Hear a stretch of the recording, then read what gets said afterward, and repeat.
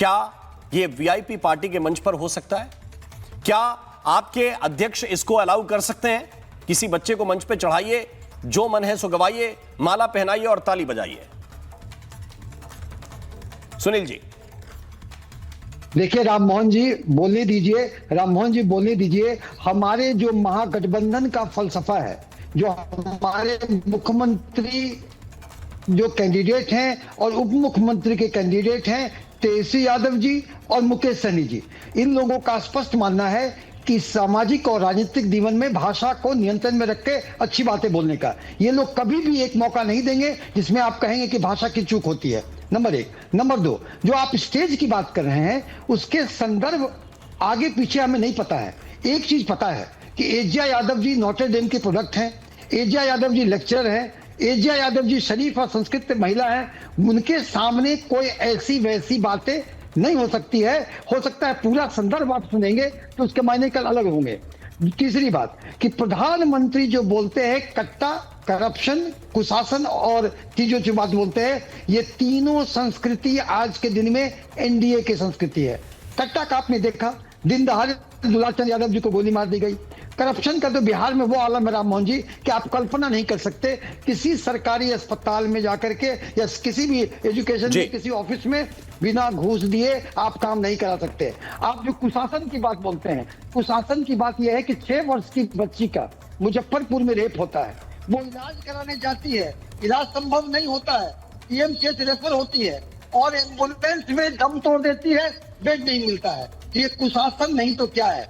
और जो आप जंगल राज की बातें करते हैं, एक था जंगल राज, नानी दादी की कहानियां, 20 वर्ष ऐसा हुआ था। अरे जो हो रहा है राममोहन जी, उसके लिए कौन जिम्मेवार है? कि जितनी उपमाएं प्रधानमंत्री ने दी है वो सारी उपमाएं एनडीए सरकार पे लागू है। और मैं फिर बोलता हूं कि महागठबंधन का नेतृत्व सामाजिक और राजनीतिक जीवन में शब्दों के चयन में सावधानी बरतने का नसीहत देता है। और ऐसे कट्टा कल्चर मैं बता दूं, एक सेकेंड, महागठबंधन की सरकार आएगी तो आपको आश्वस्त करता हूं कोई कट्टा कल्चर नहीं होगा। अब कट्टा कल्चर वाले कोई होंगे वो 2 महीने के अंदर जेल के सलाखों के पीछे रहेंगे, ये मैं आश्वस्त करता हूं।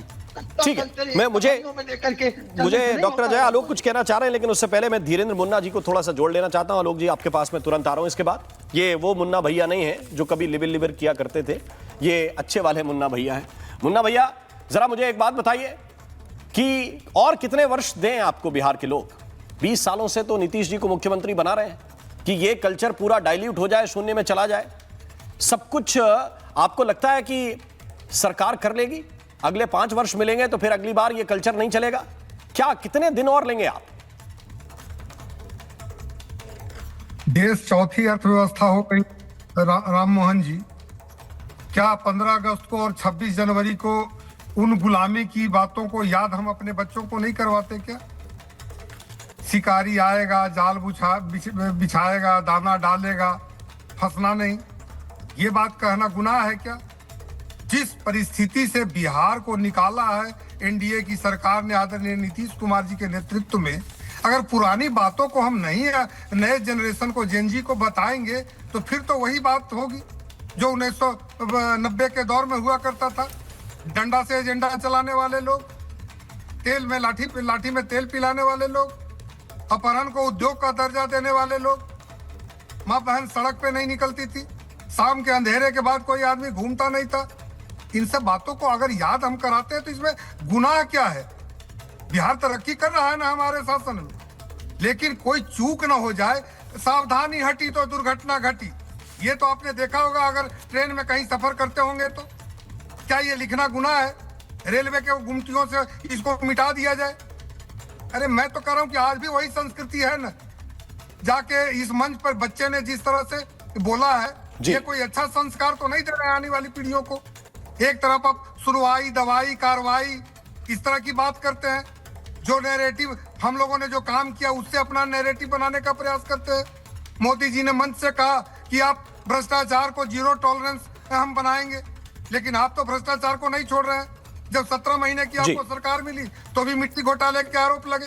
भैया मोदी जी के उन बातों को भी तो आप फॉलो करिए जो देश को मजबूत बनाना चाहते हैं, बिहार को अगली पंक्ति में लाना चाहते हैं, बिहारियों को आगे। कंचना जी कुछ कहना चाह रही हैं, लेकिन मैं पहले अनुकृति को इन कराना चाहता हूं।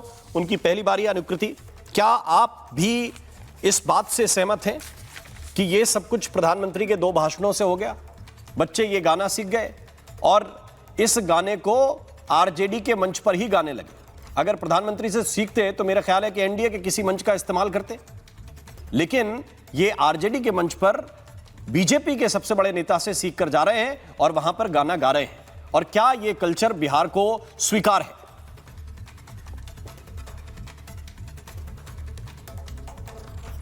आप थोड़ा सा अनम्यूट कर लीजिए, आपकी आवाज नहीं आ रही, प्लीज। अभी आ रही है, अभी आ रही मेरी आवाज? बोलिए। यस। ओके। आप सबको नमस्कार पहले तो। और मैं कंचना बहन से बोलना चाहूंगी कि थोड़ा पानी वानी आप प्लीज पी लीजिए, मुझे अच्छा नहीं लग रहा है आपको। आप शांत थोड़ा सा रहिए प्लीज, थैंक यू। और बाकी लोगों को जो आपको कह रहे हैं शांत रहने, उनके लिए भी मेरे पास एक थोड़ा सा मैसेज है कि पिछले 15 साल से तो हम लोग डबल इंजन की सरकार बोल बोल के सुन रहे हैं ना।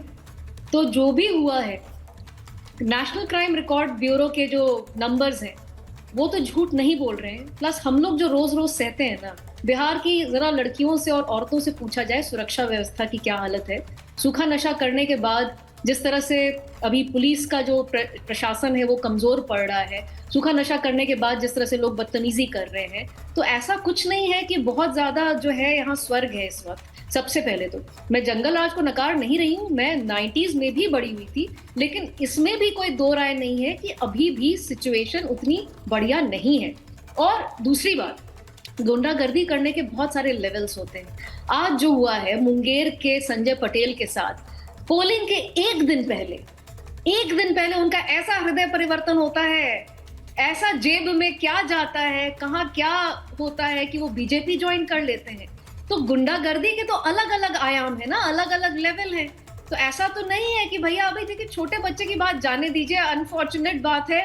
अब आरजेडी ऑलरेडी एक बदनाम पार्टी है, एक मिल गया शगुफा, तो उस पर पूरा डिबेट ही करा दिया जाएगा। लेकिन यहाँ और भी बहुत लंबी लंबी और तगड़ी तगड़ी बातें हो रही हैं जो कि ज्यादा जरूरी है डिस्कस करना, जो कि बिहार के स्वास्थ्य के लिए ज्यादा जरूरी है। किसने क्या भाषा इस्तेमाल की, ये सब सतही बातें हैं, खत्म हो जाएंगी। लेकिन हमारी जो असली चीजें हैं, जो ईमानदारी की बातें, आप लोग जो भाषा इस्तेमाल करते हैं, बस एक बात सुन लीजिए, आप लोग जो भाषा इस्तेमाल करते हैं, मुझे अनुकृति एक सेकंड, आप मैं स्टैटिक्स पे ही आ जाता हूं। मुझे एक बात बताइए, आप लोग जो भाषा इस्तेमाल करते हैं, मैं जानता हूं कि कंचना यादव किस बात को पॉलिटिकली क्या कह रही हैं और उसका मोटिव क्या है वो जानती हैं। अजय आलोक जो कह रहे हैं वो जानते हैं कि उनके भाषण या उनके वक्तव्य का मतलब क्या है। लेकिन अगर यही बात आप कहेंगे ठीक है एक बच्चे ने कह दिया, उस पर आपने डिबेट खड़ा कर दिया, नहीं, अगर तेजस्वी यादव मंच से कुछ कह रहे हैं, एक सेकंड मेरी पूरी बात सुन लीजिए प्लीज, टोकिए मत, फिर मैं आ रहा हूं, मैं आपकी बात पूरी सुन लूंगा। अगर आपके नेता प्रशांत किशोर कोई बात कह रहे हैं तो वो उसके मंतव्य को जानते हैं और क्यों कह रहे हैं ये भी जानते हैं। तेजस्वी यादव कोई बात कहें उसके मंतव्य को वो जानते हैं, प्राइम मिनिस्टर कोई बात कहे वो जानते हैं। ये छोटा सा जो बच्चा है ना, आपने कहा कि उस पर डिबेट खड़ी कर दी, मैं सिर्फ इतना कहना चाहता हूं कि ये छोटे छोटे जो बच्चे हैं यही भविष्य बनने वाले, ना ये भविष्य बनने वाले, डिबेट होनी चाहिए ना हमारे, ये भविष्य बनने वाले, भविष्य, ये बच्चे भविष्य बनने वाले। ये छोटा बच्चा वोट भी नहीं करने जा रहा है ना, मुझे मालूम है कि वो वोट करने नहीं जा रहा है। बिहार की उसको देख के 25 बच्चे पीछे मंच पे खड़े होंगे कि 2 भाषण हमसे भी दिलवा लीजिए, क्यों है 2 बातें हमसे भी करवा लीजिए। राममोहन जी, आप नहीं समझ रहे इस बात को, आप इस ना ज्यादा इंपॉर्टेंट क्या है वो मुझे थोड़ा समझाने दीजिए, दर्शकों को थोड़ा एक्सप्लेन करने दीजिए। ज्यादा इंपॉर्टेंट ये है कि आपने जो बाहुबली कल्चर है उसको इसलिए प्रणाम किया, इसलिए प्रमोट किया कि वो सारे के सारे आपको वोट दिलाते हैं, आप उनके सहारे वोट पाते हैं, उनके सहारे किडनैप कराते हैं, उनके सहारे धंधा लेते हैं। कि प्राइम मिनिस्टर की मदर को किसी ने कुछ बोल दिया, उसके बाद अभी 10 दिन तक जी नहीं। बिहार को ये सबसे मतलब, बिहार को मतलब है हमारी स्वास्थ्य व्यवस्था कब सुधरेगी, हमारी शिक्षा व्यवस्था कब सुधरेगी, हमारा पलायन कब रुकेगा, हम लोग को उससे मतलब है। और वो नहीं हुआ है पिछले 15 साल में। वो अभी भी जब आते हैं तो कहते हैं हमने सौगात दी, किसको दी भाई? आप एहसान कर रहे हैं। और जो एक कितने दूर, अब समस्या यह है कि आप मूल व्यवस्था पे जाना नहीं चाहती, बोल आप मूल व्यवस्था पे जाना नहीं चाहती हैं जो जिस पे सबसे ज्यादा स्ट्राइक करनी चाहिए। ये व्यवस्थाएं कौन सुधारेगा? ये शिक्षा कौन लेके आएगा? ये स्वास्थ्य कौन लेके आएगा?